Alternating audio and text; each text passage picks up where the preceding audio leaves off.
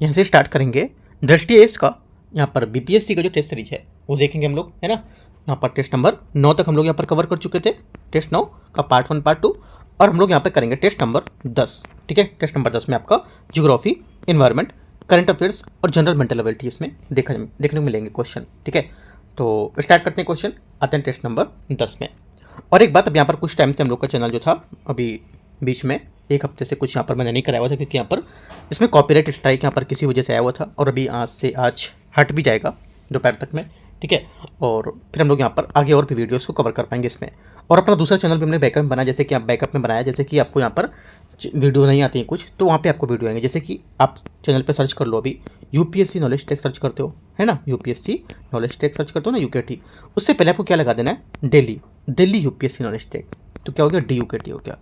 तो Delhi UPSC knowledge tech search करोगे, channel आपको यहाँ पर मिलेगा, उसको भी सब्सक्राइब कर लो, अपना ही चैनल है वो, है ना। यहाँ पर वीडियो अगर कुछ नहीं मिलेंगी किसी कारण से, राइट, स्ट्राइक या होती है कुछ होता है, तो आपको वहाँ पे वीडियो पूरी मिलेंगी, जिस वजह से उसको भी सब्सक्राइब कर लो, वहाँ पे कुछ मैंने वीडियो डाले भी थे। आते स्टार्ट करते हैं, क्वेश्चन 1 से देखते हैं। पहला क्वेश्चन है, निम्नलिखित में से कौन सी नदी हिमालय क्षेत्र में नदी अपहरण की घटना के लिए प्रसिद्ध है। पहला का आंसर क्या होगा, देखो पहले का आंसर हो जाएगा कोसी, यहाँ से करेक्ट आंसर होगा। ठीक है, क्या होगा, कोसी इसका सही आंसर होगा, राइट। देखो नदी का जो अपहरण है, यह सरिता अपहरण जो होता है, इसको क्या बोलते हैं, वह प्रक्रिया होती है जिसके अंतर्गत एक नदी शीर्षमुखी अपरदन या विवर्तनिक परिवर्तनों के माध्यम से दूसरी नदी के ऊपरी धारा को अवरुद्ध करने में मोड़ देती है मार्ग, और इसे बिहार का शोक कही जाने वाली कोसी नदी इसका एक प्रमुख एग्जाम्पल होगा, क्योंकि इसमें अत्यधिक अवसाद भार पाया जाता है और ये बार बार अपना मार्ग बदलती रहती है। ये यहाँ से क्या होगा, इसका सही आंसर होगा।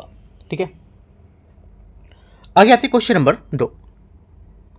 क्वेश्चन नंबर 2 देखते हैं, हाल ही में सामरिक संरचना विकास के कारण चर्चा में रहा लिपलिक दर्रा निम्नलिखित में से त्रिजंक्शन पर स्थित है, कौन कौन से में इसमें बताना है, इनमें में कौन कौन सा त्रिजंक्शन पर स्थित है।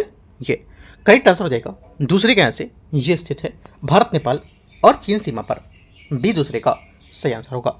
ठीक है, ये भारत नेपाल और चीन के यहाँ पर त्रिजंक्शन पर सामरिक रूप से स्थित है, और इस स्थिति के कारण क्षेत्रीय विवाद का विषय भी बन गया है, विशेष रूप से नेपाल के साथ, जो अपने दावों के लिए सुगौली और यहाँ से संधि का हवाला देते थे, है ना। तो करेक्ट आंसर दूसरे का बी यहाँ से करेक्ट होगा। क्वेश्चन नंबर 3 आते हैं, 3 नंबर देखते हैं। क्वेश्चन नंबर 3 है, दंडकारण्य पठार जो प्रायद्वीपीय जल या प्रायद्वीप भारत का एक महत्वपूर्ण भौतिक क्षेत्र है, निम्नलिखित में से किन राज्यों में फैला हुआ है। करेक्ट आंसर तीसरे का हो जाएगा यहाँ से छत्तीसगढ़, उड़ीसा और आंध्र प्रदेश इसका सही आंसर होगा। ठीक है, दंडकारण्य पठार का एक यहाँ पर दुर्गम पहाड़ी क्षेत्र है जो पूर्वी घाट का हिस्सा है, और ये खनिज वनों तथा खनिज संपन्न खदानों भंडारों के लिए प्रसिद्ध है, और ऐतिहासिक रूप से रामायण में भी संबद्ध मानते थे। भौगोलिक दृष्टि से ये भारत मध्य पूर्वी भाग में स्थित तथा छत्तीसगढ़ के बस्तर, उड़ीसा के कोरपुट और आंध्र प्रदेश तक फैले हुए थे। ठीक है, आंसर यहाँ से तीसरे का सी करेक्ट है। क्वेश्चन नंबर 4 है, भारत की लेटराइट मृदा खाद्य फसलों के लिए कम उपजाऊ होती है, लेकिन निम्नलिखित में से रोपण के लिए अत्यधिक उपयुक्त होती है, कौन सी। करेक्ट आंसर हो जाएगा चौथे का, ये काजू और रबड़ इसका सही आंसर होगा। ठीक है, बी यहाँ से सही आंसर होगा। केरल के कर्नाटक जैसे राज्यों में लेटराइट मृदा का व्यापक उपयोग काजू, रबड़, चाय, कॉफी की खेती करने के लिए करते हैं, और भारी वर्षा के बावजूद इस मृदा की अपरदन प्रतिरोधक क्षमता इससे वृक्ष आधारित फसलों के लिए उपयुक्त बनाती है। आंसर चौथे का बी। क्वेश्चन नंबर 5 है, मेडन जूलियन ऑसिलेशन एक वैश्विक परिघटना है जो भारतीय मानसून को निम्नलिखित प्रकार से विभाजित करती है, किस प्रकार से। देखो मेडन जूलियन जो ऑसिलेशन होता है, ये बादलों और वर्षा से संबंधित एक पूर्व की ओर बढ़ने वाला विक्षोभ होता है, और जो प्रत्येक 30 से 60 दिनों के उष्णकटिबंधीय क्षेत्रों से होकर गुजरता है, और ये अंतरामौसमी परिवर्तनशीलता का एक प्रमुख कारक भी होता है। ठीक है, आंसर क्या होगा, पांचवें का जो करेक्ट आंसर हो जाएगा हमारा, ये ए स्टेटमेंट करेक्ट है। क्वेश्चन नंबर 6, छठा नंबर आते हैं, ब्रेनर पास जो अल्प्स में रणनीतिक रूप से स्थित एक पहाड़ी दर्रा है, किन देशों को जोड़ता है। आंसर क्या होगा, आंसर हो जाएगा छठे का करेक्ट आंसर, यहाँ से ये ऑस्ट्रिया और इटली इसका सही आंसर होगा। ठीक है, ब्रेनर पास या ब्रेनर दर्रा पूर्वी अल्प्स से होकर गुजरने वाला सबसे निम्न तथा महत्वपूर्ण दर्रों में से एक है, और ये रोमन साम्राज्य के काल से ही उत्तरी और दक्षिणी यूरोप को जोड़ने वाला एक प्रमुख व्यापारिक मार्ग रहा था। यह दर्रा ऑस्ट्रिया और इटली की सीमा पर स्थित है तथा ऑस्ट्रिया के टियोल राज्य इटली के दक्षिणी टियोल प्रांत से जोड़ना ये वस्तु परिवहन के लिए सबसे व्यस्त दर्रा माना जाता है। ठीक है, आंसर क्या होगा? छठे का सी। क्वेश्चन 7 है, कुरेशियो धारा जिसकी तुलना प्राय गल्फ स्ट्रीम से किया दिया एक गर्म महासागरीय धारा है जो निम्नलिखित तट के साथ बहती है, किसमें? आंसर क्या होगा? करेक्ट आंसर 7वें का हो जाएगा, ये जापान इसका सही आंसर होगा। ठीक है, कुरेशियो धारा जो होती है ये उत्तर प्रशांत महासागर की एक प्रबल गर्म पश्चिमी सीमांत धारा है। इसका उद्गम फिलीपींस के निकट होता है और यह ताइवान से होकर उत्तर दिशा में जापान की ओर प्रवाहित होती है। गल्फ स्ट्रीम की भांति है भी यहाँ पर क्या होता है, उष्णकटिबंधीय जल की विशाल मात्रा और ध्रुवीय क्षेत्रों की ओर ले जाती है। इसके परिणाम स्वरूप जापान में पूर्वी तट की जलवायु संतुलित रहती है जिससे यहाँ पर समृद्ध मत्स्य संसाधन का विकास संभव हो पाता है। आंसर यहाँ से बी करेक्ट है। क्वेश्चन नंबर 8, अल्पेशियन पर्वत के बारे में विचार करें, कौन सा यहाँ पर सही है? देखो, अल्पेशियन पर्वत के बारे में देख लेते हैं। ये उत्तरी अमेरिका के पूर्वी तट के समानांतर विस्तृत एक प्राचीन वलित पर्वतमाला है। इसका निर्माण करोड़ों वर्ष पूर्व हुआ था ताकि यहाँ पर ये रॉकी पर्वतमाला की तुलना में अधिक प्राचीन और अपर्दित हो सके। ये पर्वतमाला अपने विशाल कोयला भंडारों के लिए भी क्या होगा, विश्व प्रसिद्ध है। ठीक है, जिससे यहाँ पर संयुक्त राज्य अमेरिका की औद्योगिक क्रांति को ऊर्जा प्रदान करती थी और यहाँ पर इसके अतिरिक्त जो लो एस्क जस्ता महत्वपूर्ण भंडार भी इसके पाए जाते थे, जिसके कारण ये क्षेत्र ऐतिहासिक रूप से खनन गतिविधियों का प्रमुख केंद्र बना रहता था। 8वें का डी करेक्ट आंसर है सभी। क्वेश्चन नंबर 9, और जो माउंट मिसल पर्वतमाला है ये भी क्या है, इसकी सबसे ऊंचाई पर स्थित है ना, ये भी सही होगा। आगे आते हैं क्वेश्चन नंबर 9, पूछताछ सा एक समशीतोष्ण घास का परितंत्र है जो यहाँ पर किस लिए परिशिष्ट माना जाता है, किस देश के लिए परिशिष्ट है? 9वें का करेक्ट आंसर हो जाएगा हंगरी, इसका करेक्ट आंसर है ना। तो पूछताछ हंगरी में स्थित समशीतोष्ण घास का एक विस्तृत समतल क्षेत्र होता है जो ग्रेट हंगेरियन मैदान का हिस्सा होता है। इसकी जलवायु महाद्वीपीय प्रकार की होती है और इसमें ग्रीष्म ऋतु में गर्म तथा शीत ऋतु में अत्यंत ठंडी। यह हंगरी पशुपालक संस्कृति का प्रमुख केंद्र है और यहाँ पारंपरिक नस्लों, मवेशियों और घोड़ों पालन का व्यापार किया जाता है। पूछताछ क्षेत्र में स्थित हर्टोबागी नेशनल पार्क विश्व की धरोहर सूची में सम्मिलित है। करेक्ट आंसर 9वें का। क्वेश्चन नंबर 10 नंबर है, झूम कृषि है ना, झूम कृषि मिलपाक प्रणाली की पारंपरिक जो रूप से निम्नलिखित में से किस क्षेत्र में प्रचलित होगी? आंसर 10वें का करेक्ट आंसर हो जाएगा, ये मध्य अमेरिकी और मैक्सिको इसका सही आंसर होगा। मिलपाक प्रणाली एक प्राचीन पद्धति है, ठीक है, प्राचीन कृषि पद्धति है जिसकी उत्पत्ति मध्य अमेरिका और मैक्सिको में हुई थी और इसे यहाँ पर झूम कृषि की भांति झूम का कर्तन और दहन विधि द्वारा अस्थायी रूप से साफ किया जाता है और उस मुख्य फसल को खेती की जाती है। इसमें समानता ये मिलपा खेती में मक्का, सेम तथा स्क्वैश जिसे 3 सिस्टर्स भी कहता था, इसको एक साथ उगाया जाता था। ये प्रणाली पोषण तथा पारिस्थितिक संतुलन दोनों को बनाए रखने में सहायक होती थी। कुछ वर्षों बाद खेती के लिए भूमि की परतों पर छोड़ देते थे। आंसर 10वें का एक करेक्ट होगा। क्वेश्चन नंबर 11, किस बायोम में स्क्लेरोफाइलस वनस्पति पाई जाएंगी जिसकी विशेषता छोटे, कठोर और सदाबहार पत्ते होते हैं? आंसर 11वें का क्या करेक्ट होगा? सी करेक्ट हो जाएगा, भूमध्यसागरीय बायोम इसका सही आंसर होगा। ठीक है, स्क्लेरोफाइलस वनस्पति में ऐसे पौधे शामिल होते हैं जिनकी पत्तियां कठोर और चमड़े जैसी होती हैं जो जल की कमी को कम करने के लिए अनुकूलित होती हैं और ये भूमध्यसागरीय बायोम की प्रमुख वनस्पति होती है। इस बायोम में गर्म एवं शुष्क ग्रीष्म ऋतु से हल्के और आर्द्र जो ऋतु पाई जाती है और पौधों में लंबी ग्रीष्मकालीन शुष्कता से बचने के लिए गहरी जड़ें, मोमी पत्ती आवरण जैसा अनुकूलन विशेषता पाई जाती है इनकी। आंसर करेक्ट 11वें का सी। क्वेश्चन नंबर 12, क्वेश्चन 12 है, बिहार की सबसे ऊंची चोटी सोमेश्वर श्रेणी किस पर्वतमाला का एक भाग होगी? करेक्ट आंसर क्या होगा बताओ? 12वें का जो सही आंसर हो जाएगा ये हो जाएगा बाह्य हिमालय शिवालिक इसका सही आंसर होगा। ठीक है, 12वें का यहाँ से क्या होगा? करेक्ट आंसर है, राइट, क्योंकि सोमेश्वर श्रेणी बिहार के पश्चिमी चंपारण जिले में स्थित तथा नेपाल के साथ अंतर्राष्ट्रीय सीमा का निर्माण करती है और यह राज्य का सबसे उत्तरी पर्वतीय भाग है। भूवैज्ञानिक दृष्टि से ये बाह्य हिमालय शिवालिक श्रेणी का विस्तार है और ये हिमालय की सबसे नवीन और निम्न पर्वत श्रेणियों में से एक मानी जाती है जो संगठित अवसादों से निर्मित है। इस श्रेणी की ऊंचाई लगभग 874 मीटर है और ये कई बार बारहमासी जलधाराओं का उद्गम भी बनाती है। आंसर 12वें का एक करेक्ट है। क्वेश्चन नंबर 13, कर्नाटक की बाबा बुदन की पहाड़ियाँ ऐतिहासिक एवं आर्थिक दृष्टि से भारत में किस फसल के लिए उत्पत्ति स्थल के रूप में महत्वपूर्ण होती हैं? करेक्ट आंसर 13 का हो जाएगा, ये कॉफी इसका सही आंसर होगा, बी नंबर। ठीक है, 13 का। पश्चिमी घाट में स्थित बाबा बुदन पहाड़ी का नाम 17वीं शताब्दी के एक संत सूफी ने किसके नाम पर पड़ा था, जो यमन से कॉफी के 7 बीज भारत लाए थे और ये कारण क्षेत्र में भारत में कॉफी की उत्पत्ति स्थल बनाता है। 13 का बी सही आंसर हो जाएगा यहाँ से। वर्तमान में चिकमंगलूर जिला उच्च गुणवत्ता वाली अरेबिका एवं रोबस्टा कॉफी का प्रमुख उत्पादक क्षेत्रों की यहाँ की उच्च तंगुता एवं धुंध युक्त जलवायु कॉफी बागानों के लिए आदर्श वातावरण प्रदान करती है। आगे आते क्वेश्चन 14, 14 नंबर है। एंडीज पर्वत के संबंध में विचार करना है।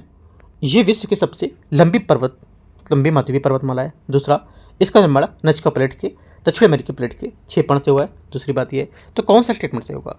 ठीक है, इसके बारे में जो सही है, देखो जो एंडीज पर्वत है, एंडीज दक्षिण अमेरिका के पश्चिमी तट के साथ एक सतत उच्च भूमि का निर्माण करती है जो 7000 किलोमीटर से भी अधिक ऊंचाई पर या अधिक दूरी पर विस्तृत है।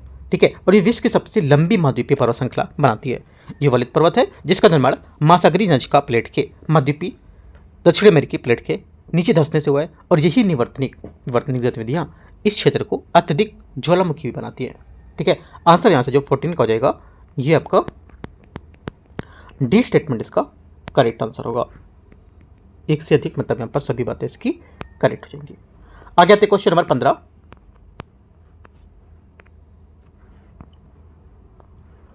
क्वेश्चन 15, पश्चिम बंगाल में एवं बांग्लादेश के तटों को प्रभावित करने वाले चक्रवात रेमल का नामकरण किस देश द्वारा किया गया था? 15 का करेक्ट आंसर क्या होगा? 15 का ओमान इसका सही आंसर होगा। चक्रवात रेमल मई 2024 में बंगाल की खाड़ी में उत्पन्न एक भीषण चक्रवाती तूफान था। इसके कारण पश्चिमी बंगाल में एक बांग्लादेश एवं तूफान के कारण यहाँ पर इसमें भारी ज्वारी वर्षा हुई थी। ठीक है, नामकरण प्रोटोकॉल के अनुसार रेमल अरबी में रेत के नाम से जानते थे। नाम ओमान द्वारा दिया गया था और ये वर्ष 2024 के मानसून और मौसम का पहला चक्रवात था। आगे आते क्वेश्चन नंबर 16। हाल ही में विस्फोट के कारण व्यापक निकासी के कारण बना माउंट कनलाउन ज्वालामुखी किस देश में स्थित है? कनलाउन ज्वालामुखी किस देश में स्थित है बताना है आपको। करेक्ट आंसर 16 का हो जाएगा। ये स्थित है कहाँ? ये स्थित है फिलीपींस में। ये यहाँ से करेक्ट आंसर होगा। ठीक है, आगे आते क्वेश्चन नंबर 17। भारत में मैंग्रोव वनस्पति जैसे सुंदरवन में पाई जाने वाली वनस्पति विशेष रूप से निम्नलिखित परिस्थितियों में जीवित रहने के लिए अनुकूलित होती है। कौन से स्तर पर? आंसर हो जाएगा 17 का करेक्ट आंसर। ये लवणीय जल भराव वाले अंतर्ज्वारीय क्षेत्र इसका सही आंसर होगा। ठीक है, 17 का सी यहाँ से करेक्ट आंसर होगा, क्योंकि यहाँ पर मैंग्रोव वनस्पति उष्णकटिबंधीय तटों के अंतर्ज्वारीय क्षेत्रों में पाई जाती है और ये हेलोफाइट्स है जो अत्यधिक लवणीय एवं अवयवी ऑक्सीजन न्यून मृदा में विकसित होने के लिए अनुकूलित होती है। इन पौधे में विशेष प्रकार की जड़ें पाई जाती हैं जिन्हें न्यूमेटोफोर कहा जाता है। ये जड़ें जल की ऊर्ध्वाधर दिशा की ओर विकसित होकर वायुमंडल में ऑक्सीजन ग्रहण करती हैं। ठीक है, इसमें विविपेरी की विशेषता भी पाई जाती है जिसमें बीज जनक पादप से जुड़े हुए अंकुरित हो जाते हैं। 17 का सी आंसर है। 18 नंबर है। वर्तमान वेनेजुएला संकट के परिप्रेक्ष्य में एक्सक्विबो एक विवादित भूभाग है जिस पर वेनेजुएला निम्नलिखित में से किस पड़ोसी देश के और यहाँ पर इसमें विरुद्ध दावा करता है? आंसर क्या होगा? 18 का करेक्ट आंसर यहाँ से गुयाना सही आंसर होगा। ठीक है, गुयाना बी यहाँ से 18 का करेक्ट आंसर है। आगे आते क्वेश्चन नंबर 19 नंबर है। कर्क रेखा भारत के कितने राज्यों से होकर गुजरती है? करेक्ट आंसर क्या होगा? 19 का यहाँ से जो सही आंसर हो जाएगा ये हो जाएगा, गुजरती है ये 8 राज्यों से। ठीक है, पता है सबको कहाँ कहाँ पर। और रांची इस रेखा के सबसे निकट स्थित राजधानी शहर है। माही नदी भारत की एकमात्र ऐसी नदी है जो कर्क रेखा के 2 बार मध्य प्रदेश और गुजरात में पार करती है। क्वेश्चन 20, आबू मूसा द्वीप फारसी खाड़ी में स्थित एक विवादित क्षेत्र है जो निम्नलिखित में से किसके मध्य स्थित है? आंसर 20 का हो जाएगा, ये स्थित है। करेक्ट आंसर 20 का सी ईरान और संयुक्त अरब अमीरात इसका सही आंसर होगा 20वें का। ठीक है,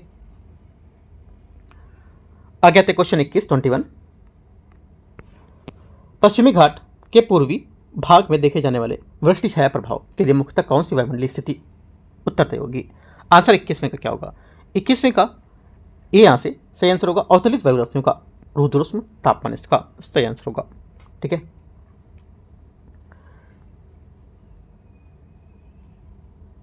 आगे आते क्वेश्चन 22। अटैकामा मरुस्थल जिसे पृथ्वी का सर्वाधिक शुष्क और गैर ध्रुवीय क्षेत्र माना जाता है, अपनी अत्यधिक शुष्कता के लिए मुख्यतः किस कारण या किस कारक प्रभाव पर निर्भर करता है? आंसर क्या होगा?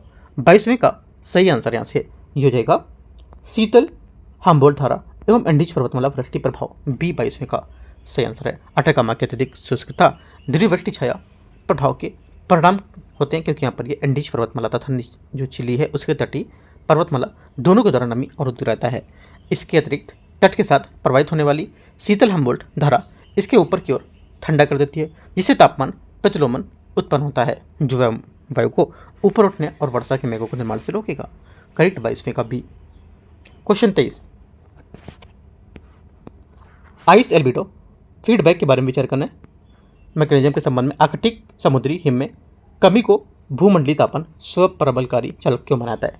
आंसर हो जाएगा 23 का। इसलिए मानते हैं क्योंकि ये उच्च एल्बिडो वाली सतह को निम्न एल्बिडो वाली सतह से प्रतिस्थापित कर देता है, जिससे गुप्त ऊष्मा का अवशोषण बढ़ जाता है ना। बी क्या होगा? 23 का सही आंसर होगा। जैसे जैसे हिम पिघलता है गहरा जल इस तरह जाता है, सतह पर आ जाता है, जो सौर ऊर्जा को अधिक मात्रा में अवशोषित कर लेता है। इससे क्या होता है? जल और अधिक गर्म हो जाता है, जिसके परिणाम स्वरूप और अधिक हिम पिघलने लगता है। इस प्रबलकारी चक्र को पॉजिटिव फीडबैक लूप कहा जाता है। करेक्ट आंसर 23वें का बी करेक्ट होगा। क्वेश्चन नंबर 24 24 नंबर है, भारत के उत्तरी मैदानों की जल भू आकृतिक विशेषताओं के संबंध में विचार करना है। कौन सा कथन यहाँ पर भावर और तराई क्षेत्रों के मध्य सर्वाधिक उपयुक्त क्षेत्र वर्णन करता है? आंसर क्या होगा? 24 का। 24 का करेक्ट आंसर हो जाएगा इससे ये भावर शैलखंड एवं कंकड़ों की एक अत्यधिक रंध्रयुक्त पट्टी होती है, जहाँ धाराएं भूमिगत हो जाती हैं, जबकि तराई वह क्षेत्र है जहाँ ये पुनः सतह के प्रकट होकर अधभूमियों का निर्माण करती हैं। 24वें का सी यहाँ से क्या होगा? करेक्ट आंसर है 24 का सी, क्योंकि भावर के ठीक दक्षिण में जल पुनः सतह पर प्रकट होकर तराई क्षेत्र का निर्माण करती हैं, जो यहाँ पर उच्च आर्द्रता और सघन वनों से युक्त आर्द्र एवं दलदली क्षेत्र होता है।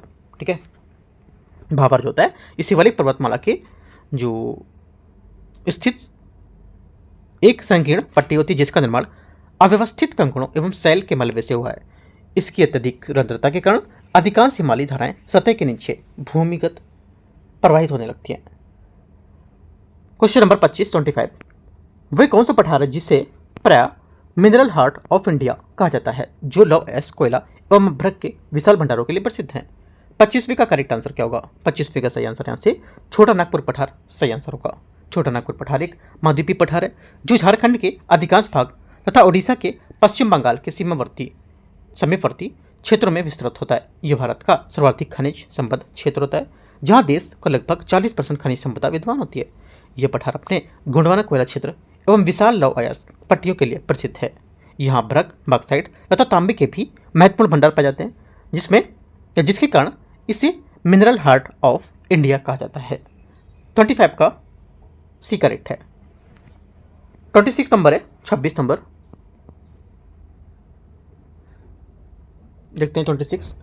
26 बोला तेल, ईब तथा हसदेव नदियां भारत की किस प्रमुख पूर्व वाहिनी प्रायद्वीपीय नदी की प्रमुख सहायक नदियां होंगी? आंसर 26 का हो जाएगा महानदी सही आंसर होगा। महानदी भारत के पूर्व मध्य भाग की एक प्रमुख नदी है, जिसका उद्गम छत्तीसगढ़ के सिहावा उच्च भूमि से होता है और ये छत्तीसगढ़ एवं ओडिशा से होकर प्रवाहित होती है और एक विशाल डेल्टा का निर्माण करती है। बंगाल खाड़ी में गिरेगी। ठीक है, और इसके मुख्य सहायक नदियों में से बाएं तट पर शिवनाथ, हसदेव, मांड एवं ईब तथा दाएं तट की ओंग एवं तेल सम्मिलित हैं। इसका अपवा कृषि क्षेत्र औद्योगिक गतिविधियों के लिए अत्यंत महत्वपूर्ण है। यह नदी हीराकुंड बांध के लिए भी काफ़ी प्रसिद्ध है, जो विश्व के सबसे लंबे मृदा बांधों में से एक है। ठीक है, सी करेक्ट है। 27 नंबर आते 27 ज्वालामुखी शंकु के शीर्ष पर विस्फोटक पदार्थों के उत्सर्जन से निर्मित कीपानुमा अवसाद को क्या कहा जाता है? 27 का करेक्ट आंसर हो जाएगा, इसे कहते हैं क्रेटर। क्या कहते हैं? क्रेटर इसका सही आंसर होगा 27 का। ठीक है, यद्यपि इसे प्राय कोल्डेरा समझ लिया जाता था, किंतु यहाँ पर कोल्डेरा अपेक्षाकृत अधिक विशाल संरचनाकार पात्र होता था। ठीक है, क्रेटर इसका सही आंसर होगा। सौम्य के साथ साथ निष्क्रिय क्रेटर जल से भरकर क्रेटर झीलों का निर्माण करते हैं और क्रेटर की आकृति विज्ञान का अध्ययन भूवैज्ञानिकों के भविष्य के ज्वालामुखी उद्गार के प्रतिरूप का पूर्वानुमान लगाने को लेकर के ज्वालामुखी विस्फोटक इतिहास को समझने की सहायता प्रदान करते थे। ठीक है, 27 का बी करेक्ट है। 28 नंबर 28 नंबर किस प्रकार की सेल लिथिफिकेशन की प्रक्रिया द्वारा निर्मित होती है जिसे प्रायः स्पष्ट स्तर क्रम एवं संरक्षित जीवाश्म पाया जाता है? 28 का आंसर क्या होगा? 28 का आंसर औषधि सेल इसका सही आंसर होगा, सी नंबर। औषधि सेल का निर्माण खनिज अथवा जैविक कणों के संचयन एवं संग्रहण से होता है। इन्हें ढीले औषधों के दाब के माध्यम से कठोर सेल में परिवर्तन करने की प्रक्रिया लिथिफिकेशन कहा जाता है। और इन सेलों की विशिष्टता ये होती है कि इनका निर्माण स्तरों और जिन्हें स्तर क्रम कहा जाता है उनमें होता है और ये जीवाश्म का मुख्य स्रोत होते हैं, क्योंकि औषधन की मंद प्रक्रिया जीवों के अवशेषों को औषधीय स्तरों के भीतर सुरक्षित रहने में सहायता करती है, सहायक होती है। करेक्ट आंसर 28 का सी। 29 नंबर है 29, समुद्र तट से महाद्वीपीय शेल्फ के किनारों तक विस्तृत महाद्वीपीय के मन ढाल वाले जलमग्न विस्तार को क्या कहा जाता है? आंसर हो जाएगा 29 का करेक्ट आंसर, इसको कहते हैं महाद्वीपीय शेल्फ, सही आंसर होगा। महाद्वीपीय शेल्फ महासागर का सबसे उथला भाग होता है। कौन सा भाग होता है? उथला भाग होता है। ठीक है, जो किसी महाद्वीप के जलमग्न किनारों का प्रतिनिधित्व करता है और ये समुद्र तट से औसतन एक अथवा उससे कम ढाल वाले के साथ यहाँ पर धीरे धीरे नीचे की ओर विस्तृत होता रहता है जब तक कि अधिक तीव्र ढाल वाले शेल्फ ब्रेक तक नहीं पहुंच जाते हैं। ये क्षेत्र महासागर की सर्वाधिक आर्थिक और जैविक दृष्टि से उत्पादन का भाग होता है। यहाँ प्रचुर मात्रा में सूर्य का प्रकाश और पोषक तत्व उपलब्ध होता है जिससे यह प्रबल भित्तियां मत्स्य तथा पेट्रोलियम के दोहन के लिए अत्यंत उपयुक्त क्षेत्र बन जाता है। 29 का सी स्टेटमेंट यहाँ से करेक्ट है। 30 नंबर है जूट के उत्पादन की आवश्यक रेटिंग प्रक्रिया के बारे में विचार करने कौन सी जैविक अथवा रासायनिक क्रिया सम्मिलित होती है इसमें? आंसर हो जाएगा 30 का करेक्ट आंसर यहाँ से बी स्टेटमेंट ये सही हो जाएगा। रेशों के लिए लकड़ी भाग अलग करने के लिए प्रोटीन का सूक्ष्मजीव अपघटन। ठीक है, क्योंकि यहाँ पर जो रेटिंग जूट है ये प्रसंस्करण की सबसे महत्वपूर्ण प्रक्रिया होती है, ये महत्वपूर्ण प्रक्रिया मानी जाती है। ठीक है, कटाई के बाद जूट के बंडलों को 2-3 सप्ताह तक जलमग्न रखा जाता है जहाँ जीवाणु तथा कवक प्राकृतिक पेक्टिन तथा गोंद जैसे पदार्थों का अपघटन करते हैं जो रेशों को आपस में बांधे रखते हैं।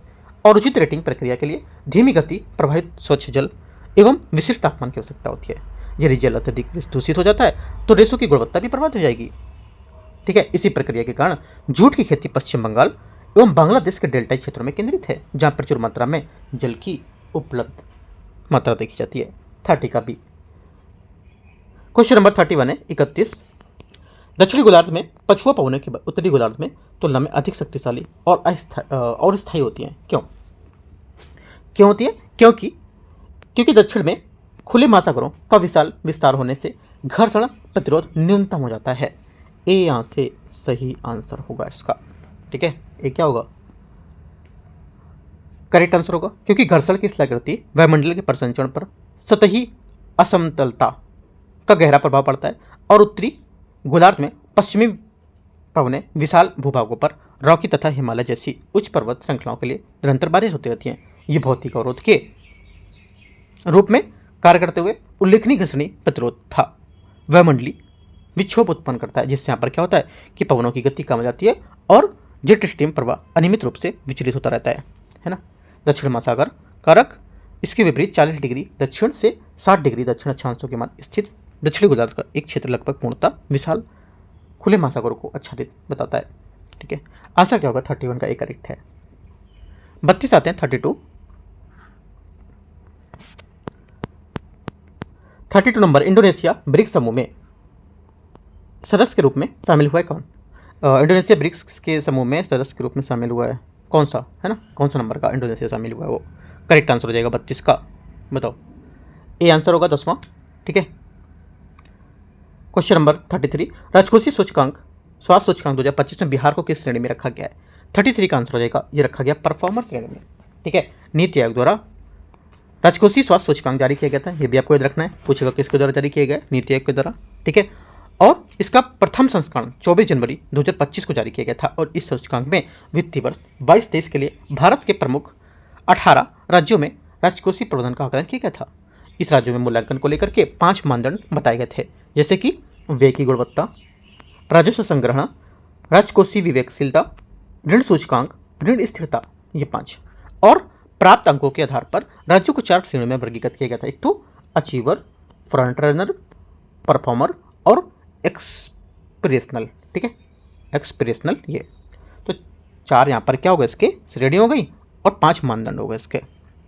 बिहार को सूचकांक में परफॉर्मर श्रेणी में रखा गया, इसे 13वां स्थान मिला है, 13। ओडिशा, छत्तीसगढ़ तथा गोवा शीर्ष प्रदर्शन करने वाले 6 राज्य रहे थे। ठीक है, आगे आते हैं।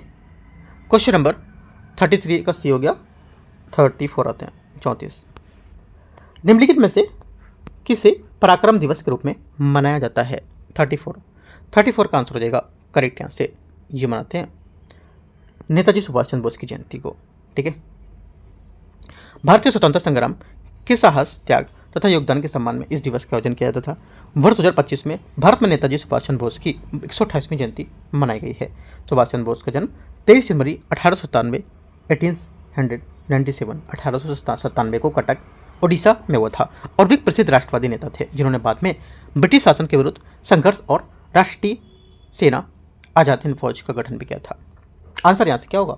34 सी। 35 भारत में transforming relationship utilizing strategic technology, trust जिसको बोलते हैं, फुल फॉर्म इसका ये सब लिखा हुआ है ना, ट्रस्ट शॉर्ट फॉर्म है। ये पहल किस देश द्वारा हस्ताक्षरित की गई है? हस्ताक्षरित की है।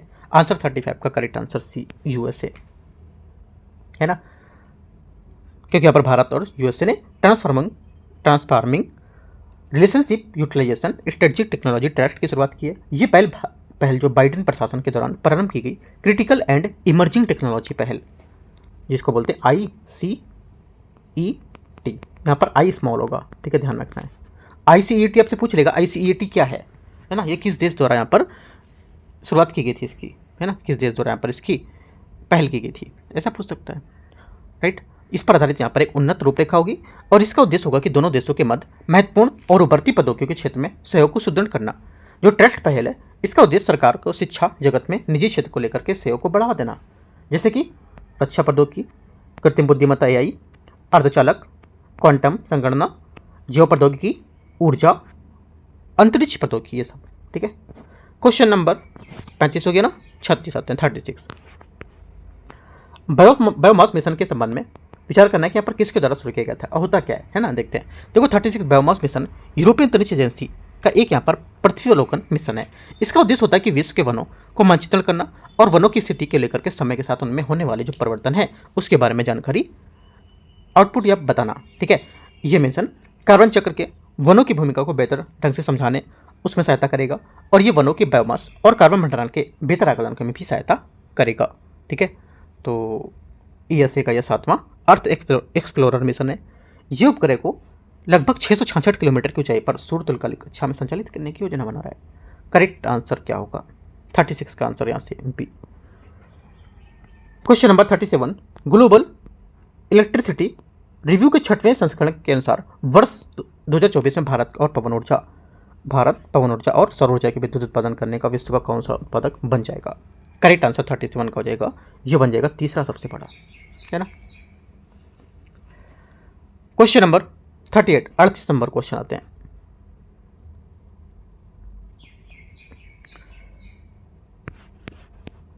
क्वेश्चन 38 है साइबर सुरक्षा में जेल ब्रेकिंग का तात्पर्य क्या होता है? जेल ब्रेकिंग क्या है ना। देखो, जेल ब्रेकिंग जो है इसका अर्थ होता है किसी डिवाइस सॉफ्टवेयर के सिस्टम पर लगाए गए प्रतिबंधों पर सुरक्षा नियंत्रण को हटाना। ये यूजर्स या हैकर्स को डीप एक्सेस जैसे रूट एक्सेस प्राप्त करने के लिए अंतर्निहित सुरक्षा विशेषताओं को बाईपास करने की अनुमति देता है। ठीक है, आंसर एक करेक्ट होगा। क्वेश्चन नंबर 39 है फैट बॉय पैनल क्या है? फैट बॉय पैनल क्या होगा? फैट बॉय पैनल एक मोबाइल फर्स्ट बैंकिंग ट्रोजन है जिसे लगभग 900 एप्लीकेशन में पाया जाता है। ठीक है, और ये जो मुख्य रूप से भारतीय यूजर्स को निशाना बनाता है। राइट, और ये क्या होगा? ये हमला समानता सोशल इंजीनियरिंग के माध्यम से शुरू होता है जिसमें ठग और स्वयं अधिकारी विश्वसनीय संस्थाओं के रूप में प्रस्तुत करता है जो व्हाट्सएप जैसे प्लेटफॉर्म के माध्यम से यूजर्स के संपर्क करने में उसके बाद एक दुर्भावनापूर्ण APK फाइल भेजते हैं और यूजर्स को उसमें इंस्टॉल करने को प्रेरित करते हैं। ठीक है, इंस्टॉल करने के बाद यहाँ पर क्या होगा? OTP मांगेगा और यहाँ से आपका पूरा डेटा कवर कर लेगा। आंसर क्या होगा? 38 का 39 का एक करेक्ट है। 40 नंबर है, PMABHIM योजना का उद्देश्य क्या है, बताना है। 40 का करेक्ट आंसर हो जाएगा, इसका उद्देश्य होगा कि भविष्य की महामारी और रोग प्रक्रमों जो होते हैं प्रकोप उसको सामना करना हेतु लोक स्वास्थ्य और संरचना को सुदृढ़ करना। A40 का करेक्ट आंसर होगा। यह योजना भविष्य की महामारियों, संक्रामक रोग और बीमारियों के प्रकोप के प्रभावी ढंग का सामना करने के लिए देश की क्षमता को बेहतर बनाना, उस पर केंद्रित करना।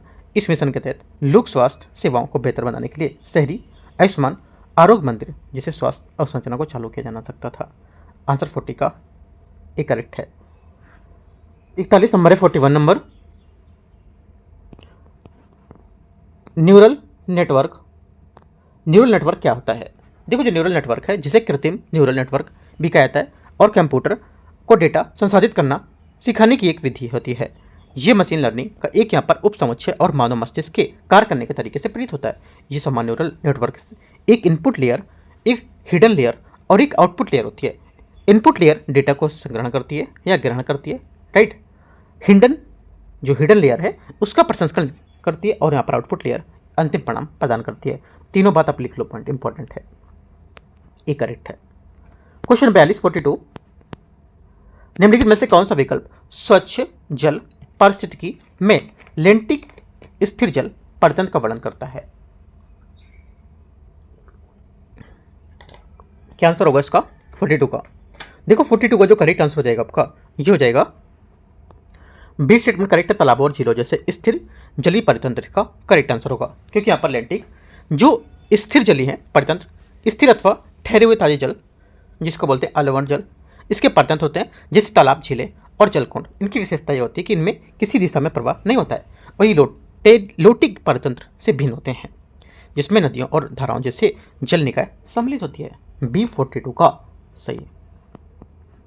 निम्नलिखित में से कौन सा पारिस्थितिक पिरामिड प्राकृतिक परितंत्र में भी कभी व्युत्क्रम नहीं हो सकता है? आंसर 43 का करेक्ट आंसर यहाँ से क्या होगा? ऊर्जा का पिरामिड इसका सही आंसर होगा, ठीक है। ऊर्जा का पिरामिड कभी व्युत्क्रम नहीं हो सकता है ना, क्योंकि प्रत्येक क्रमिक पोषण स्तर पर ऊर्जा की मात्रा घटती जाती है और यह पोषण स्तर से अगले पोषण स्तर तक ऊर्जा के स्थानांतरण के दौरान ऊर्जा का एक बड़ा भाग ऊष्मा के रूप में नष्ट हो जाता है तथा केवल एक छोटा भाग अपने अगले स्तर तक पहुंच सकता है। इसलिए उत्पादकों के पास सदैव उपभोक्ता की तुलना में अधिक ऊर्जा होती है और ऊर्जा पिरामिड सदैव ऊर्ध्वाधर रैखिक बना रहता है। 43 का सी सही आंसर है। 44 नंबर 44 नंबर क्वेश्चन है, जैव रासायनिक ऑक्सीजन मांग जो होती है बायोलॉजिकल ऑक्सीजन डिमांड एक मानक मापदंड होता है ना, तो बताना है इसमें से क्या इसके बारे में सही है। सोचो क्या होगा। बहुत बार मैं करा चुका हूँ BOD और COD को ना। देखो जो इसका आंसर हो जाएगा 44 का करेक्ट आंसर ये हो जाएगा जलीय परितंत्र में प्रदूषण परीक्षण के लिए इसका करेक्ट आंसर होगा। जैव रासायनिक ऑक्सीजन मांग BOD जल में उपस्थित कार्बनिक पदार्थों के अपघटन हेतु सूक्ष्म जीवों द्वारा आवश्यक खुलित ऑक्सीजन की मात्रा का मापन होता है। उच्च जैव रासायनिक ऑक्सीजन मांग जलीय परितंत्र में कार्बनिक प्रदूषण के उच्च स्तर को दर्शाता है, क्योंकि अपघटन की प्रक्रिया के दौरान अधिक ऑक्सीजन की खपत होती है, जिससे क्या होता है मछलियों तथा अन्य जलीय जीवों के लिए ऑक्सीजन की उपलब्धता कम हो जाती है। आंसर 44 का बी सही हो जाएगा। 45 नंबर है, नगोया प्रोटोकॉल निम्नलिखित में से किसका अनुपूरक समझौता होगा? करेक्ट आंसर 45 का हो जाएगा जैव विविधता अभिसमय CBD इसका सही आंसर होगा, क्योंकि नगोया प्रोटोकॉल जैव विविधता अभिसमय का एक अनुपूरक समझौता होगा। ये आनुवंशिक संसाधनों तक पहुंच तथा उसके उपयोग से उत्पन्न लाभों के न्याय संगत और समान वितरण से संबंधित है। इसका उद्देश्य ये सुनिश्चित करना होगा कि आनुवंशिक संसाधन उपलब्ध कराने वाले देशों के समुदाय और उससे उत्पन्न लाभों को भाग प्राप्त होना। 45 का भी करेक्ट है। 46 नंबर है, भूस्तरीय ओजोन को द्वितीयक प्रदूषक बनाता है क्योंकि सूर्य के प्रकाश की उपस्थिति में नाइट्रोजन ऑक्साइड तथा वाष्पशील कार्बनिक यौगिकों के बीच रासायनिक अभिक्रियाओं से बनता है। बी क्या होगा? 46 का सही आंसर है, क्योंकि भूस्तरीय ओजोन को द्वितीयक प्रदूषक कहा जाता है क्योंकि ये वाहनों अथवा उद्योगों जैसे स्रोतों के प्रत्यक्ष रूप से उत्सर्जित नहीं होता है। ये तब तक निर्मित होता है जब तक नाइट्रोजन ऑक्साइड तथा वाष्पशील कार्बनिक यौगिकों में सूर्य के प्रकाश की उपस्थिति में परस्पर अभिक्रिया करते रहते हैं। क्वेश्चन नंबर 47 है, 47 आते हैं। बीज बैंकों में बीजों का संरक्षण किस प्रकार का संरक्षण के दौरान होगा? करेक्ट आंसर 47 का हो जाएगा। ये एग्जाम्पल है 47 का करेक्ट आंसर बहिस्थल संरक्षण का एग्जाम्पल होगा, क्योंकि बहिस्थल संरक्षण का अर्थ होता है कि प्राकृतिक आवास में बाहर जैव विविधता का संरक्षण करना। ठीक है, बीज बैंकों में बीजों का संरक्षण बहिस्थल संरक्षण के उदाहरण माना जाता है, क्योंकि बीजों को उनके प्राकृतिक पर्यावरण से दूर नियंत्रित परिस्थितियों में सुरक्षित रखा जाता है। करेक्ट आंसर 47 का बी। 48 उच्च पोषण स्तरों पर जीवों के ऊतकों में विषाक्त पदार्थों की सांद्रता में वृद्धि की प्रक्रिया क्या कहलाती है? ये कहलाती है 48 का करेक्ट आंसर जैव अवर्धन इसका सही आंसर होगा। ठीक है, 48 का सी आंसर करेक्ट होगा। एक खाद्य श्रृंखला के क्रमिक पोषण स्तरों में विषाक्त पदार्थों की सांद्रता में वृद्धि की प्रक्रिया जैव अवर्धन कहलाती है। ठीक है, 49 नंबर 49 हरित गृह ग्रीन हाउस गैसें मुख्यतः निम्नलिखित को अवशोषित करके भूमंडलीय तापमान ग्लोबल वार्मिंग में योगदान करती हैं। करेक्ट आंसर क्या होगा? 49 का सही आंसर यहाँ से हो जाएगा ये निर्मित दीर्घ तरंग और रक्त विकिरण बी 49 का सही आंसर होगा। ठीक है, क्योंकि कार्बन डाइऑक्साइड तथा मीथेन जैसी हरित गृह गैसें पृथ्वी की सतह द्वारा अवसर्जित निर्गत दीर्घ तरंग और रक्त विकिरण को अवशोषित करती हैं। ये अवशोषित ऊष्मा विभिन्न दिशाओं में पुनः विकिरित होती है, जिसे पृथ्वी की सतह की ओर पुनर्विकिरण में सम्मिलित होती है, जिसके कारण निम्न वायुमंडल में ऊष्मा बढ़ती होती है। 49 बी। क्वेश्चन 50 है, किसी क्षेत्र को बायोडाइवर्सिटी हॉटस्पॉट के रूप में मान्यता प्राप्त करने के लिए उसमें कम से कम निम्नलिखित का ह्रास होना चाहिए। किसका? करेक्ट आंसर हो जाएगा 50 का बी। इसकी प्राथमिक वनस्पति का 70%, क्योंकि यहाँ पर किसी क्षेत्र को बायोडाइवर्सिटी हॉटस्पॉट तब माना जाता है जब वहाँ स्थानिक प्रजातियाँ उच्च मात्रा पाई जाती है तथा वे गंभीर अवयवी क्षरण का सामना कर रही होती हैं। बायोडाइवर्सिटी हॉटस्पॉट के रूप में अहर्ता जो क्वालिफिकेशन है ना, यानी कि जो चाहिए होती है अहर्ता, वो प्राप्त करने के लिए किसी क्षेत्र के मूल प्राथमिक वनस्पति को कम से कम 70% भाग का ह्रास होना आवश्यक होगा। 50 का बी करेक्ट आंसर है। 51 नंबर है, शुष्क क्षेत्रों में भूमि क्षरण की समस्या के समाधान हेतु विशेष रूप से समर्पित अंतर्राष्ट्रीय समझौता कौन सा होगा? करेक्ट आंसर 51 का हो जाएगा, ये होगा UNCCDS का सही आंसर है। ठीक है, आगे आते क्वेश्चन 52 नंबर 52 नंबर क्वेश्चन।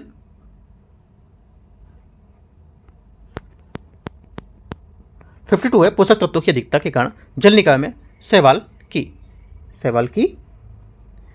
अधिकता के कारण जल निकाय में शैवाल की अत्यधिक वृद्धि को क्या कहा जाता है? करेक्ट आंसर हो जाएगा, ये कहा जाता है बी सुपोषण इसका करेक्ट आंसर होगा। सुपोषण उस स्थिति को कहते हैं जब किसी जल निकाय में पोषक तत्वों में विशेषता नाइट्रेट और फास्फेट की अधिकता यह अत्यधिक वृद्धि हो जाती है। ये पोषक तत्व शैवाल की तीव्र वृद्धि को प्रोत्साहित करते हैं, जिसे शैवाल प्रस्फुटन कहा जाता है। जब शैवाल मृत होकर विघटित होते हैं तो ये ऑक्सीजन का स्तर कम कर देते हैं, जिससे मछलियाँ और जल अन्य लवण जीवों में क्षति पहुँचा सकती है। Answer B. 53 नंबर लाइकेन किस प्रकार के प्रदूषण उत्कृष्ट जैव संकेतक माने जाते हैं? करेक्ट आंसर 53 का हो जाएगा वायु प्रदूषण, विशेषकर SO2 प्रदूषण में। ठीक है, 53 का बी करेक्ट है। 53 का बी करेक्ट है। ठीक है, क्वेश्चन नंबर 54 54 नंबर क्वेश्चन है, मॉन्ट्रिक्स रिकॉर्ड निम्नलिखित में से किससे संबंधित रजिस्टर है? आंसर हो जाएगा 54 का करेक्ट आंसर, ये आर्द्रभूमि और रामसर विषम है, इसका सही आंसर होगा। ये उन रामसर स्थलों का रजिस्टर जहां मानवीय हस्तक्षेप अथवा अन्य कारणों से पारिस्थितिक स्वरूप परिवर्तन हो चुका होता है, यह परिवर्तन हो रहा होता है या होने की संभावना होती है। ठीक है, आंसर 54 का बी करेक्ट है। मॉन्ट्रिक्स रिकॉर्ड साधारण आर्द्रभूमियों पर रामसर अधिसमय रामसर कन्वेंशन ऑन वेटलैंड के अंतर्गत करते हैं। 55 ऐसी प्रजाति जिसका अपने पर्यावरण पर उसकी संख्या के अनुपात में कहीं अधिक प्रभाव होता है वह क्या है? करेक्ट आंसर 55 को जाएगा, ये कीस्टोन मूलभूत प्रजाति इसको बोलते हैं। ठीक है, कीस्टोन प्रजाति वह प्रजाति होती है जो पारिस्थितिक तंत्र की संरचना और संतुलन बनाए रखने के लिए अत्यंत महत्वपूर्ण भूमिका निभाती है। पारिस्थितिक तंत्र में इसका प्रभाव इसकी जनसंख्या या संख्या से कहीं अधिक होता है। ये किसी प्रमुख प्रजाति को हटा दिया जाए तो पारिस्थितिक तंत्र में व्यापक परिवर्तन हो सकते हैं। बी करेक्ट है। 56 नंबर क्वेश्चन 56, दो विभिन्न पारिस्थितिक तंत्रों के मध्य स्थित संक्रमण क्षेत्र को क्या कहा जाता है? करेक्ट आंसर क्या होगा 56 का? 56 का जो सही आंसर हो जाएगा आपका ये हो जाएगा इकोटोन, यहाँ से सही आंसर होगा। इकोटोन पारिस्थितिक संक्रमण क्षेत्र का परिवर्तनशील और उभयनिष्ठ क्षेत्र होता है जहाँ दो भिन्न परिस्थितियों तंत्र अथवा समुदाय परस्पर मिलते हैं। इनमें दोनों समीपवर्ती परिस्थितियाँ या परिस्थिति तंत्रों की प्रजातियाँ पाई जाती हैं। उदाहरण के लिए मैंग्रोव वन, ज्वारनदमुख और घास स्थल के मध्य सीमा की पारिस्थितिक संक्रमण क्षेत्र। आगे आते क्वेश्चन नंबर 57 नंबर है ग्रीन हाउस गैस उत्सर्जन की कमी हेतु विधिक रूप से बाध्यकारी लक्ष्य निर्धारित करने वाला एक प्रथम अंतरराष्ट्रीय समझौता कौन सा था? आंसर क्या होगा? 57 का करेक्ट आंसर हो जाएगा ये क्योटो प्रोटोकॉल। यहां से सही आंसर है। क्योटो प्रोटोकॉल क्या होगा? इसका करेक्ट आंसर होगा 57 का बी स्टेटमेंट यहां से करेक्ट है। ठीक है, इसे वर्ष 1997 में संयुक्त राष्ट्र जलवायु परिवर्तन रूपरेखा अभी समय फ्रेमवर्क के अंतर्गत अंगीकृत किया गया था और इसका उद्देश्य बाध्यकारी प्रतिबद्धताओं के माध्यम से ग्रीन हाउस गैस उत्सर्जन को कम करना बी करेक्ट आंसर है। ठीक है, क्वेश्चन 58 मानव गतिविधि को संचालित करने हेतु उत्पन्न ग्रीन हाउस गैसों की तुलना की कुल मात्रा को क्या कहता है? आंसर हो जाएगा इसको कहते हैं कार्बन फुटप्रिंट। इसका सही आंसर होगा कार्बन फुटप्रिंट मानव गतिविधि जैसे परिवहन, ऊर्जा उपयोग, उत्पादन और उपभोग के कारण उत्सर्जित ग्रीन हाउस गैसों की कुल मात्रा को कहते हैं। इसमें समानता कार्बन डाइऑक्साइड CO2e समतुल्य के रूप में पाई जाती है। आंसर क्या होगा? बी करेक्ट है 58 का। 59 नंबर क्वेश्चन 59 फोटोकेमिकल स्मोक मुख्यतः किनसे मिलकर बना होता है? करेक्ट आंसर 59 हो जाएगा ozone, peroxyacetyl nitrate, PAN, nitrogen oxide. B यहां से आंसर होगा। इसमें मुख्यतः भूस्तरीय ओजोन, पेरोक्सीएसिटिल नाइट्रेट जैसे द्वितीयक प्रदूषक और नाइट्रोजन ऑक्साइड सम्मिलित होते हैं। और ये फोटोकेमिकल स्मोक प्रकाश रासायनिक धूमकोहरा का निर्माण होता है तब होता है जब सूर्य प्रकाश की उपस्थिति में नाइट्रोजन ऑक्साइड वाष्पीकरण और वाष्पशील कार्बनिक यौगिकों में अभिक्रिया करते हैं तब। आगे क्वेश्चन आते हैं क्वेश्चन नंबर 60 वाल्मीकि राष्ट्रीय उद्यान किस जिले में स्थित है? करेक्ट आंसर 60 हो जाएगा। ये स्थित है पश्चिमी चंपारण। बी यहां से सही आंसर। ये बिहार का एकमात्र राष्ट्रीय उद्यान है जहां तथा वाल्मीकि जो टाइगर रिजर्व का भाग होगा और जो भारत नेपाल के तट पर स्थित होगा। क्वेश्चन 61 है 61 वर्ष 2024 में प्रारंभ बिहार की निम्नलिखित में से किस आर्द्रभूमि को रामसर स्थलों की सूची में सम्मिलित किया गया था? करेक्ट आंसर 61 का हो जाएगा नागी और नकटी पक्षी अभ्यारण्य। इसका क्या होगा? सही आंसर हो जाएगा। ठीक है, तो 61 का बी यहां से बी नहीं ए यहां से करेक्ट आंसर होगा क्योंकि वर्ष 2024 के प्रारंभ में बिहार के नागी पक्षी अभ्यारण्य और नकटी पक्षी अभ्यारण्य को रामसर स्थलों की सूची में जोड़ा गया था।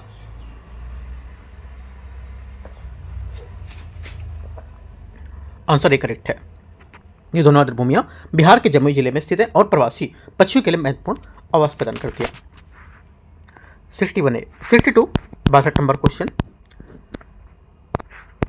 बिहार की टाल भूमियां अद्वितीय होती हैं क्यों? देखो अद्वितीय इसलिए होती हैं क्योंकि ये निचले तस्तरी के आकार के गर्त होते हैं जो मानसून के दौरान जलमग्न होते हैं। बी यहां से क्या होगा? आंसर होगा इसका। ठीक है, क्वेश्चन नंबर 63 सूची 1 और सूची 2 को मैच करते हैं, देखते हैं। चर्चा में राजस्थान और यहाँ पर इसके देश संघर्षरत क्षेत्र। पहली बात, पहला है इसमें नारगोनो काराबाग हो जाएगा आपका आर्मेनिया अजरबैजान। ठीक है, टाइग्रे क्या होगा?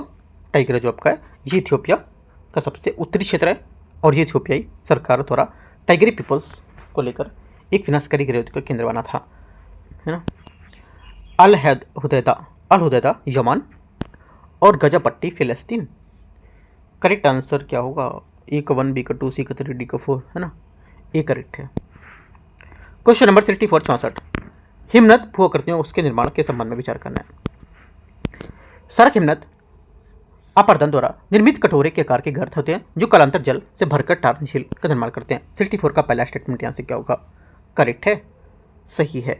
सेकंड, ड्रमलिन जो होते हैं ये सुव्यवस्थित वेल के आकार की पहाड़ियाँ होती हैं जो हिमनद टिल से निर्मित होती हैं और अतीत के हिमनद के संचालन की दिशा में सूचित करती हैं। ये भी बात करेक्ट है। तीसरा, हिमोट अनिवार्य रूप से अपर्दनात्मक भू आकृतियाँ होती हैं जो घाटी की दीवारों पर बर्फ कटाव की क्रिया को द्वारा निर्मित करती हैं। तीसरी बात क्या होगी? तीसरी बात यहाँ से इसकी गलत हो जाएगी, है ना। तीसरी बात गलत है, क्यों गलत है? देखो तीसरा इसलिए गलत है 64 का क्योंकि यद्यपि हिमनद शक्तिशाली प्रदनकारी कारक होते हैं और हिमोड मूलतः निक्षेपकारी भूआकृतियां होती हैं, ये उन चट्टानों मलबों के विशाल संचय को प्रतिनिधित्व करती हैं जिन्हें हिमनद अपने साथ भाग लाती है और अंततः अपने किनारों या ग्रीन बिंदु पर छोड़ देती है। आंसर 1 2 सिर्फ करेक्ट है। 65 नंबर क्वेश्चन 65, काष्ठ स्थलाकृति तथा चूना पत्थर के द्वारा निर्मित स्थल रूपों के संबंध में विचार करना है।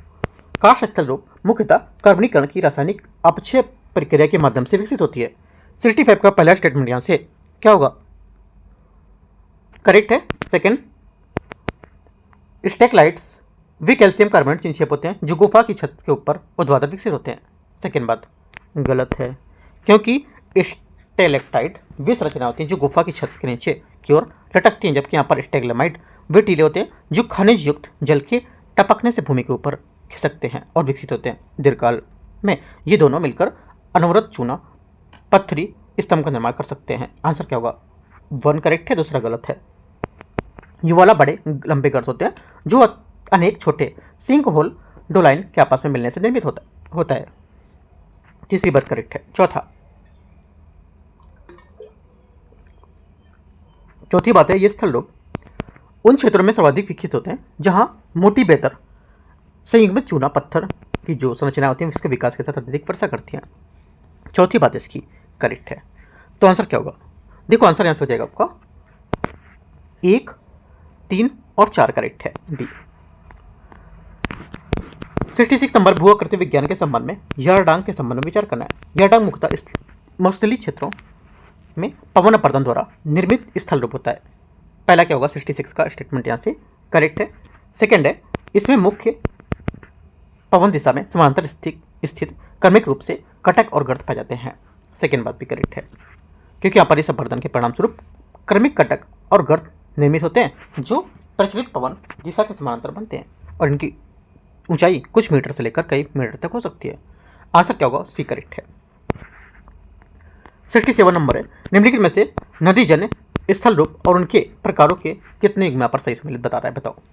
करेक्ट आंसर 67 को हो जाएगा यहाँ से। ये एक तो देखो पहला इसका हो जाएगा गर्त अपर्दनात्मक होता है, सही बात है। अपर्दनात्मक स्थल रूप होता है जिसका निर्माण शैलयुक्त नदी तलों में घर्षण के कारण होता है, करेक्ट है।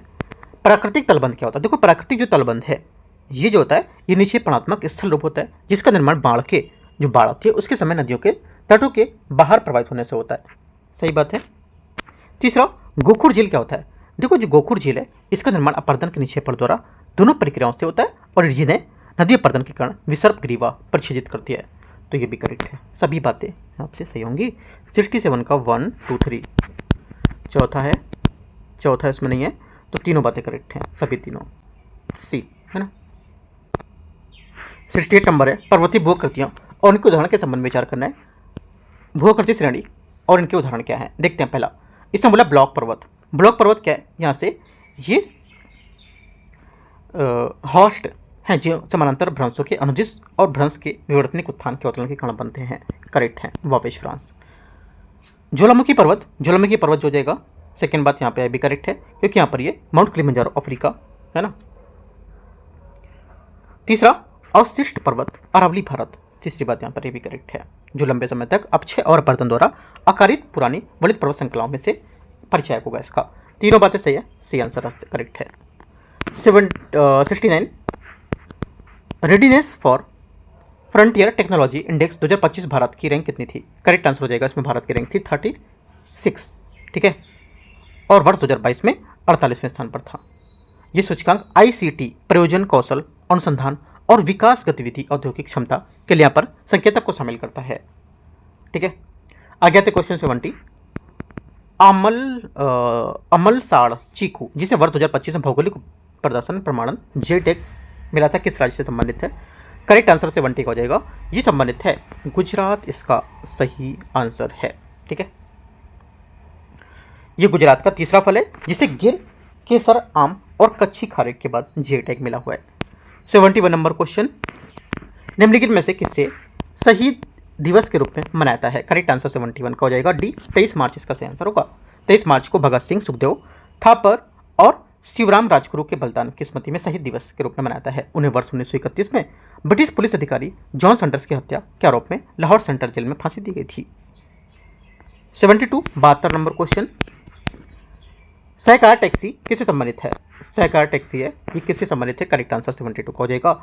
एक सहकार टैक्सी सेवा जिसे चालक पंजीकरण कर सीधे लाभ प्राप्त कर सकती है, ये यहाँ से करेक्ट आंसर होगा। इसका प्रमुख लक्ष्य होता है कि प्रमुख उद्देश्य होता है कि सदस्यों की सक्रिय भागीदारी के माध्यम से लोकतांत्रिक प्रबंधन सुनिश्चित करना और सहकारी टैक्सी समिति के सदस्य चालकों के बीच अधिकतम लाभ समान वितरण सुनिश्चित करना होगा। 73 नंबर क्वेश्चन है, 73 नंबर, मत्स्य 6000 क्या है? ठीक है, मत्स्य 6000 है, ये क्या होगा? ये समुद्री गहन अन्वेषण हेतु मानव संचालित पनडुब्बी वाहनों की, ये यहाँ से क्या होगा? 73 का करेक्ट आंसर है। ठीक है, क्योंकि यहाँ पर मत्स्य 6000 पृथ्वी विज्ञान मंत्रालय के गहन महासागर मिशन के अंतर्गत विकसित एक मानव संचालित पनडुब्बी वाहनों का इसे अन्वेषण के लिए मनुष्यों के गहन समुद्र ले जाने हेतु अभिकल्पित किया गया है। ये यान 3 भारतीय गहन समुद्र में ले जाने के लिए बनाया गया था और भारत की ब्लू इकोनॉमी पहलों का समर्थन करेगा। ठीक है, याद रखना है, बस इतनी बात याद रख सकते हैं, ये करेक्ट है।